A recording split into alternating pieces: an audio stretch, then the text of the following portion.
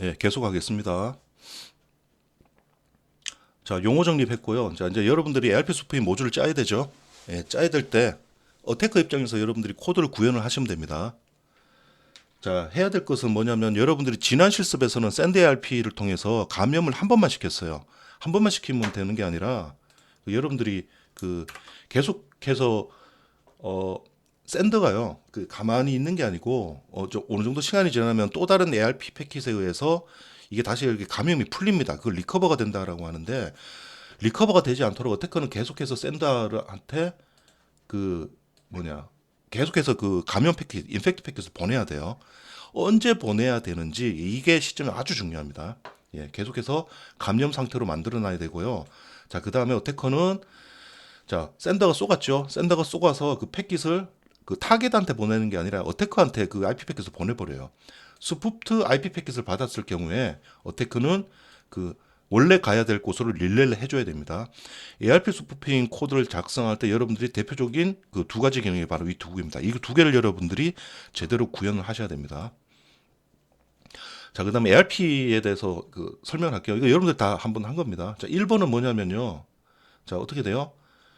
나 10.2인데 10.2인데 10.1 누구야? 그러면서 물어봅니다. 이건 브로드캐스트가 되죠. 아이고 어디 갔냐? 프리비어스. 자, 브로드캐스트가 돼서 이렇게 가고 이렇게 갑니다. 이런 식으로 가고 자 이쪽으로도 가요. 자 이게 1번 패킷이에요. 1번 패킷. 자 그러면은 자 실질적으로 얘는 이제 응답을 주겠죠. 내가 바로 10.1이야. 그러면서 ARP 리플라이를 이쪽으로 해요. 유니캐스트가 됩니다. 자 AA에서 BB로 가고 바로 ARP 리플라이로 해서 내가 바로 10.1이고 나는 AA야. 그러면서 이게 2번이에요. 자, 3번은 뭐냐면 3번과 4번은 이제 공격 패킷입니다.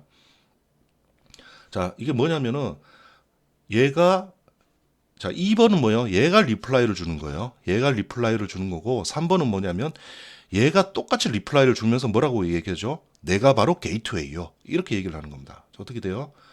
자, 자, 이렇게 되죠? 자, 이던 헤드의 소스와 데스티네이션 CC하고 BB. 자, 그럼 CC에서 BB로 일단 전달이 됩니다. 자, 전달이 됐죠? 이렇게 제대로만 전달이 됐으면 이 패킷은 ARP 패킷은 얘한테 전달이 됐겠고요. 그러면 얘는 어떻게 해석을 하느냐? 아하. 10.1은 CCCC네. 그러면서 얘가 자기 자신의 ARP 테이블을 업데이트를 합니다. 예, 그러면서 얘가 감염 상태가 되는 거예요. 예. 자, 그 다음에 여러분들이 ARP 인펙션 감염을 시킬 때요. 반드시 ARP 리플라이로 감염시킬 필요는 없습니다. 리퀘스트로 감염시킬 수도 있어요. 예. 자, 이것은 그 여러분들 ARP 스푸핑 툴이 여러 가지가 있는데 그 대표적인 게 카이넨 아벨이라고 있어요. 거기에서는 옵션으로 상대방을 속일 때 리플라이로 속일 거냐, 리퀘스트로 속일 거냐, 뭐 그러한 옵션들이 있습니다. 근데 대부분 여러분들이 그냥 리플라이로 속이셔도 돼요. 알겠죠? 자, 이런 형식으로 ARP 흐름도를 설명을 드렸습니다. 자, 그 다음에 IP 패킷요. 자, 이게 아주 중요합니다. 요건 뭐라 그랬죠? 예, 오리지널.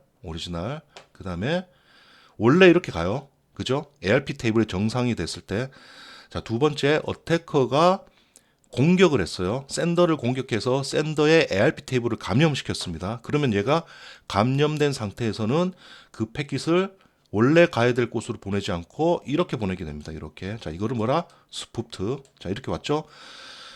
자, 그럼 어태커는 이걸 받아가지고요. 원래 가야 될 곳으로 이렇게 릴레이를 해줘야 돼요. 릴레이 해줄 때 어떻게 되냐면요.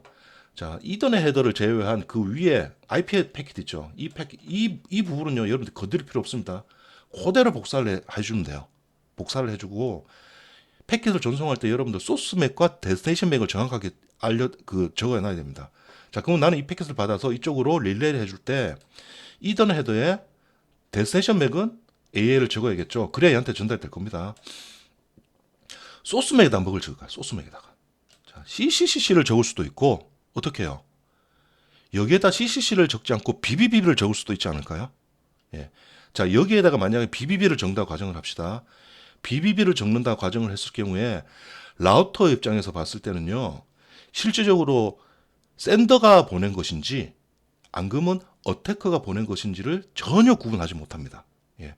그렇기 때문에 어떻게 보면 그 ARP 스푸핑을 더 감출 수도 있다라는 그러한 장점이 생길 수도 있겠어요. 그죠?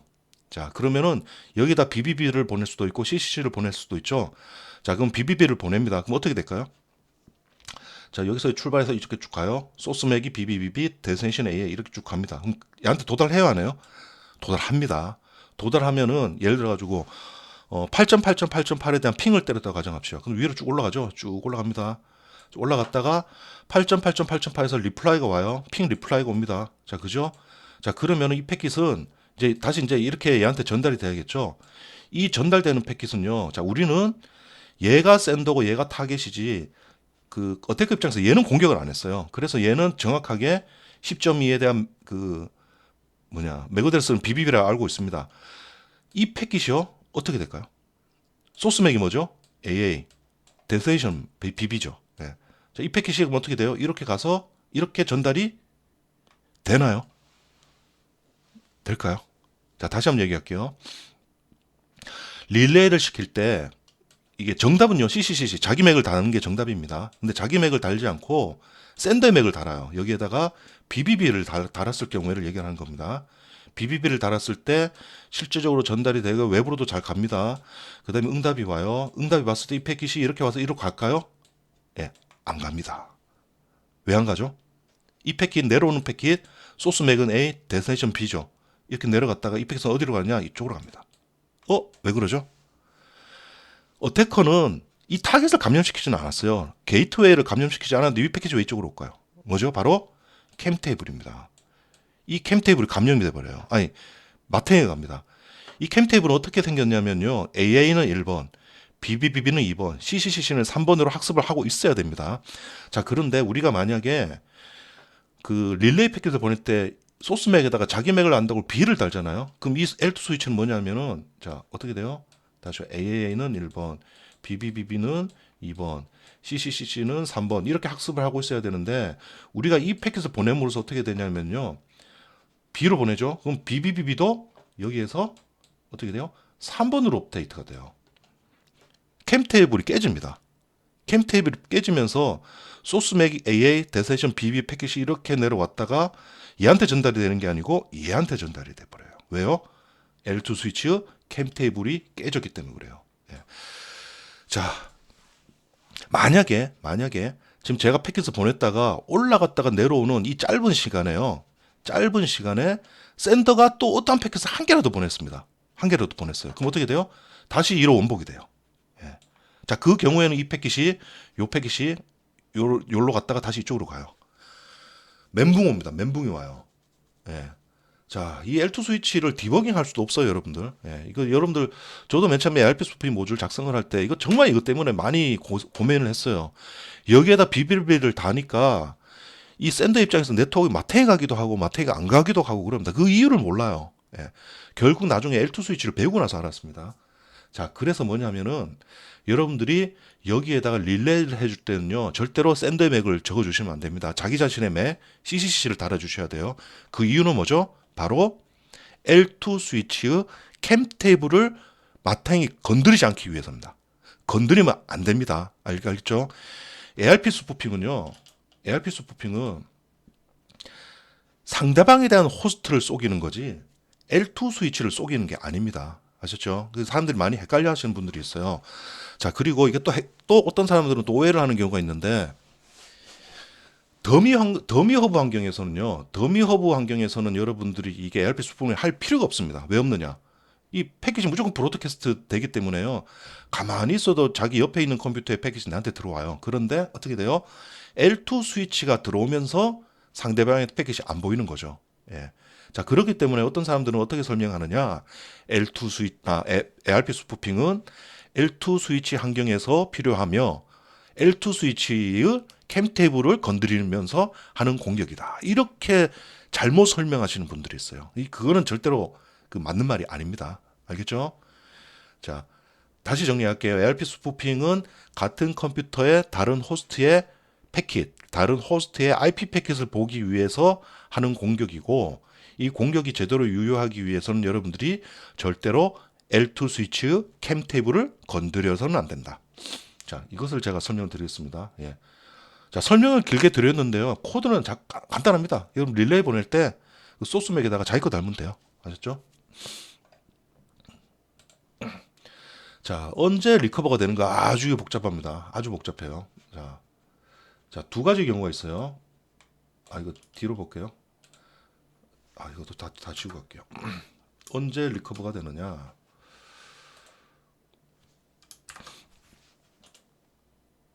프리비어스.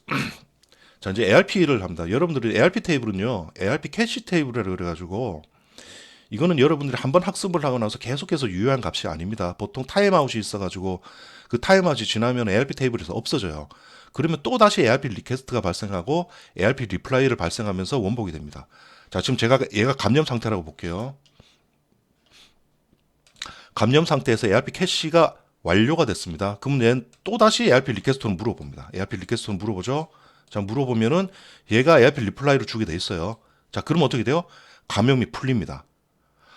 어태커 입장에서는요, 샌더가 감염이 풀리는 것이 그렇게 좋은 현상은 아니에요.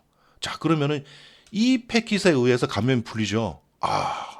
이 패킷 내가 탐지할 수 있어요? 어태커가? 탐지 못합니다. 여기서 이쪽으로 가는데 내가 어떻게 탐지하겠어요? 그런데 우리가 알 수 있는 건 뭐냐면요, 이 타겟이 샌더한테 올바른 ARP 테이블 패킷을 알릴 수 있는 이 ARP 리플라이는요, 우리가 잡을 수가 없지만은 이 패킷이 발생할 것이다라는 것은 우리가 예측할 수가 있어요. 뭐 때문에? 바로 요놈입니다. 요놈. ARP 리퀘스트. ARP 리퀘스트가 얘한테도 가지만 아주 해피하죠. 저한테도 옵니다.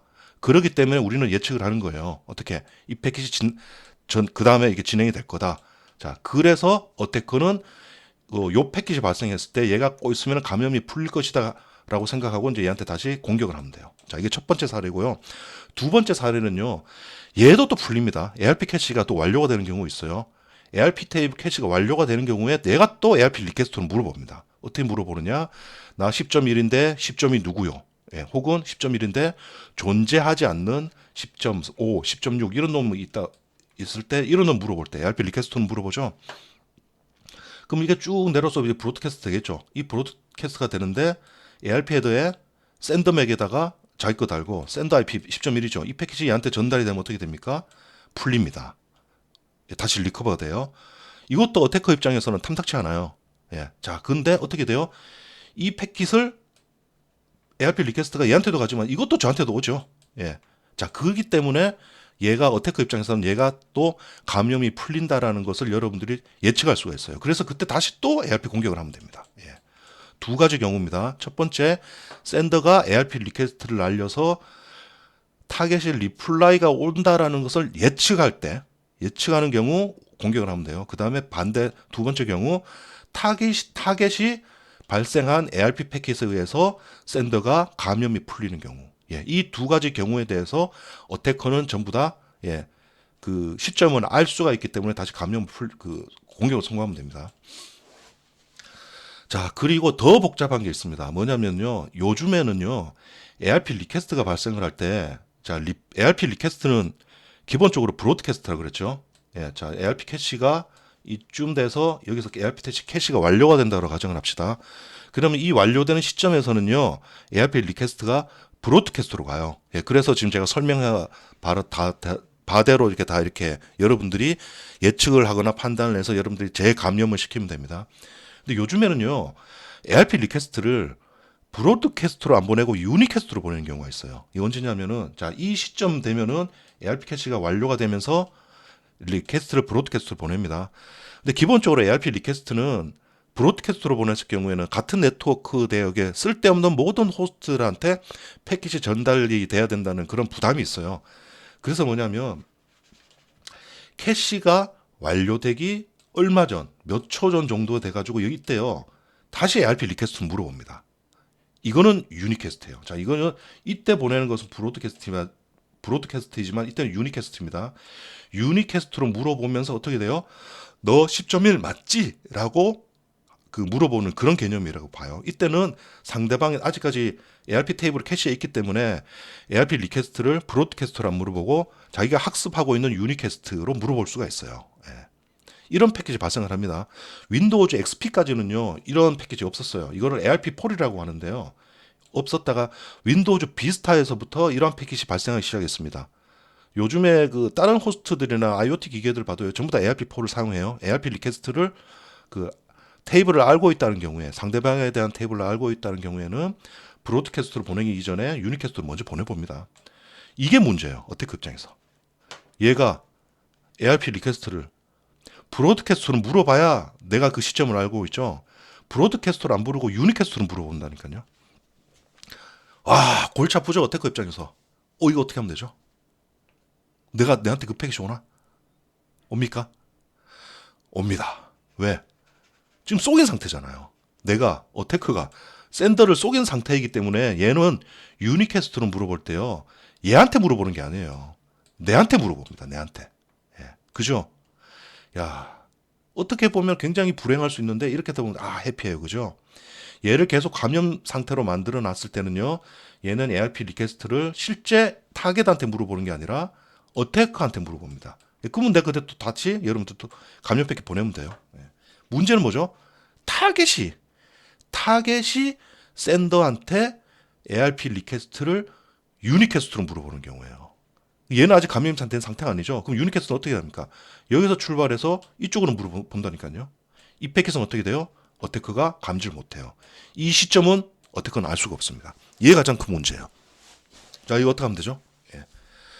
자, 그래서 어떻게 돼요? 일반적으로 어태커는 샌더에서 타겟 얘를 속이기도 하고요. 그 다음에 두 번째 타겟도 샌더. 야, 그럼 이게 타겟이 아니죠. 얘가 샌더가 되고 얘가 타겟이 되는 거예요. 그래서 양쪽을 다 속여야 됩니다. 일반적으로 ARP 스푸핑을 할 때는요, 양쪽을 다 속이게 되는 겁니다. 그럼 어떻게 돼요? ARP 그 스푸핑 세션 플로우가 하나가 아닌 두 개가 돼야 되는 거예요. 알겠죠? 자, 여러분들, 지금 설명을 굉장히 복잡하게 했는데 여러분들 어차피 코드를 작성하다 보면은요, 이 부분에 대해서 여러분들이 이제 확실히 알아야만이 여러분들이 코딩을 작성할 수가 있을 거예요. 예. 몇 번이고 여러분들 반복해서 제가 얘기하는 것을 여러분들이 한번 공부를 해보시기 바랍니다. 자, 샌더가 보내는 패킷에 의해서 복귀가 되고요. 그 다음에 타겟이 보내는 의해서 여러분들이 다시 감염이 풀리는 경우가 있습니다. 이 두 가지 경우에는 어떻게 해서든지 어태커는 그 시점을 알아내서 감염을 계속 감염 상태로 만들어 놓으면 됩니다. 자, 그래도 여러분들이 중간중간에 어떤 패킷 로스에 의해서 다시 ARP 감염이 풀리는 경우가 있어요. 자, 이런 경우를 위해서 여러분들이 부득이하게 주기적으로 예를 들어 가지고 1초에 한 번, 5초에 한 번 주기적으로 계속해서 ARP 인펙션 패킷을 보내는 그런 로직을 여러분들이 추가하셔도 됩니다. 자, 버추얼 맥 어드레스, 이 소스 맥에다가요, 보통 자기 자신 맥을 넣죠.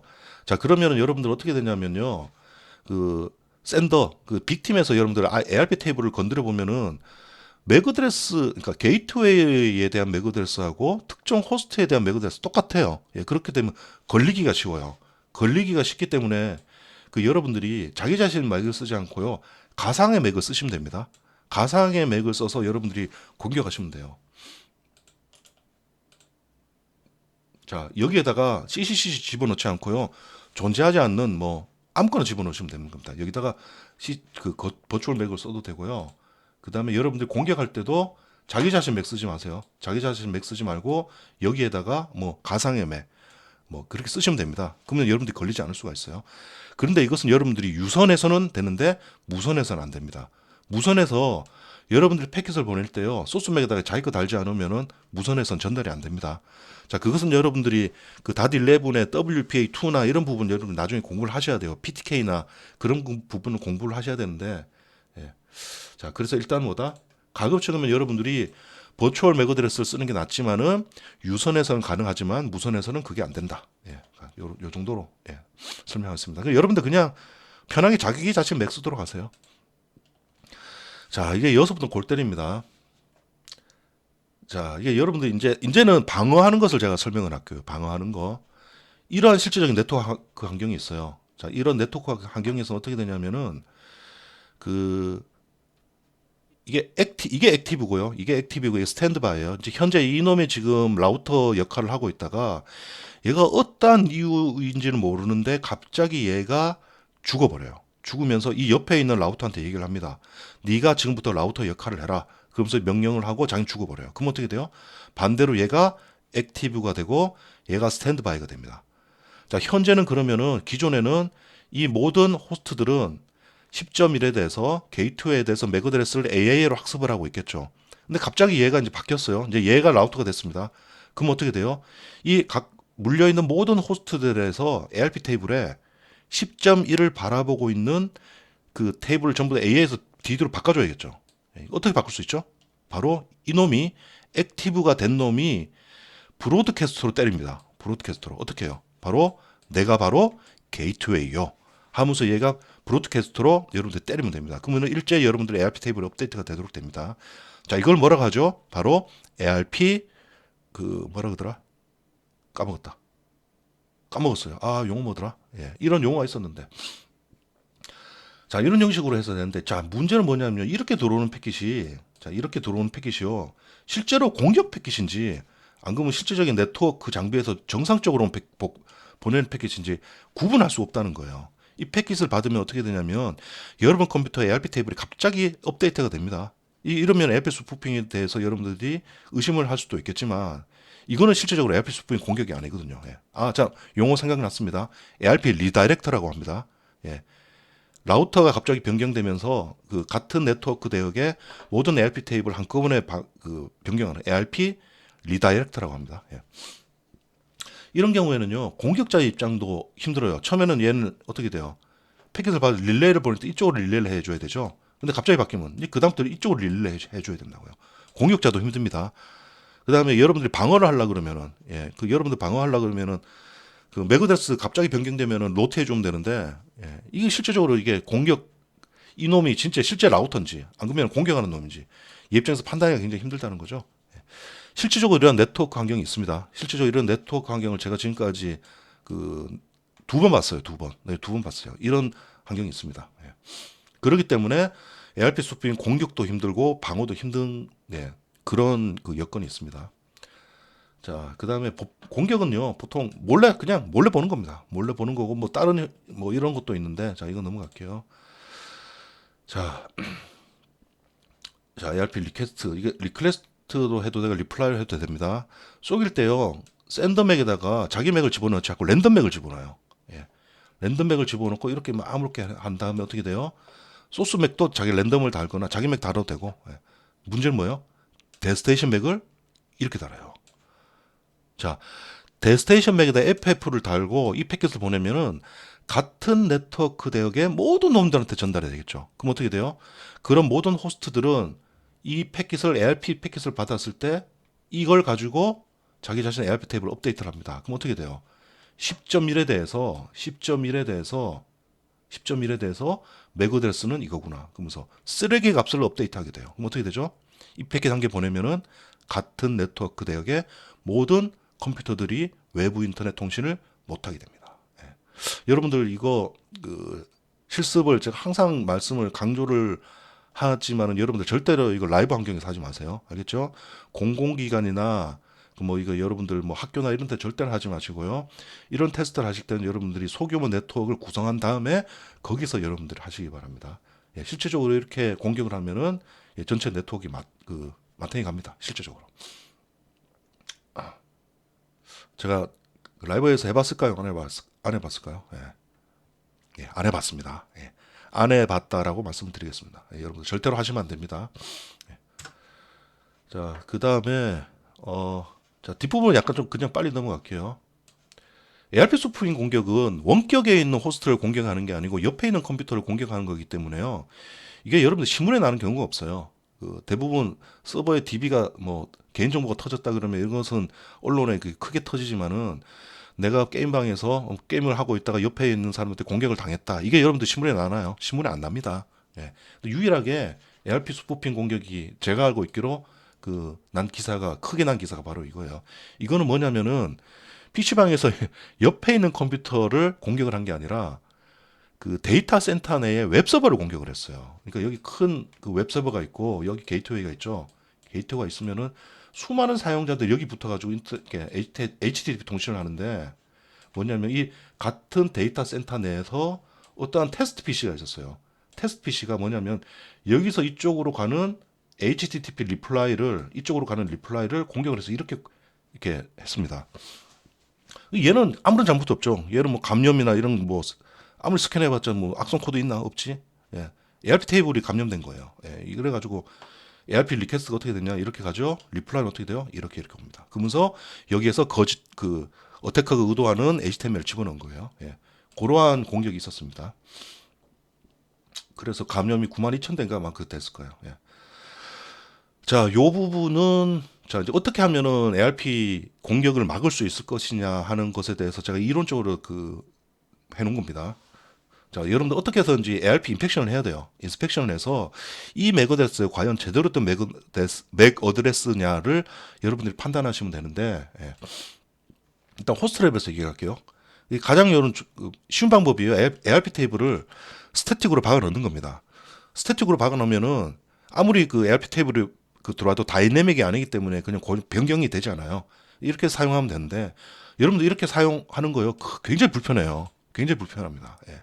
그래서 저도 처음에 이렇게 썼다가 불편해서 사용 못해요.